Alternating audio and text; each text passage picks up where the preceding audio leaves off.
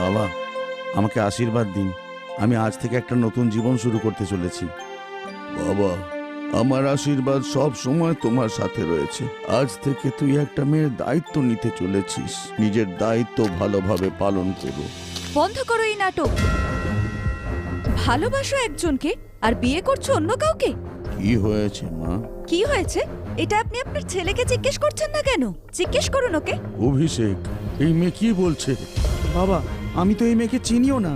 আচ্ছা, এখন তুমি আমাকে চেনোই না? প্রথমে তো বড় বড় কথা বলতে, রানী আমি তোর রাজা, আমাদের ভালোবাসা অমর হবে, আমি তোমার জন্য গোটা পৃথিবীর সাথে লড়ে যাব। আর এখন কি হলো? বাপের সামনে মুখ দিয়ে কথা বেরোচ্ছে না?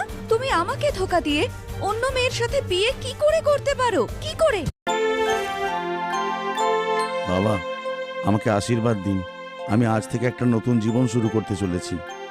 বাবা, আমার আশীর্বাদ সব সময় তোমার সাথে রয়েছে। আজ থেকে তুই একটা মেয়ের দায়িত্ব নিতে চলেছিস। নিজের দায়িত্ব ভালোভাবে পালন করো। বন্ধ করো এই নাটক। ভালোবাসো একজনকে আর বিয়ে করছো অন্য কাউকে। কি হয়েছে মা? কি হয়েছে এটা আপনি আপনার ছেলেকে জিজ্ঞেস করছেন না কেন? জিজ্ঞেস করুন ওকে। অভিষেক, এই মেয়ে কি বলছে? বাবা, আমি তো এই মেয়েকে চিনিও না। আচ্ছা, এখন তুমি আমাকে চেনোই না? প্রথমে তো বড় বড় কথা বলতে, রানী আমি তোর রাজা, আমাদের ভালোবাসা অমর হবে, আমি তোমার জন্য গোটা পৃথিবীর সাথে লড়ে যাব। আর এখন কি হলো?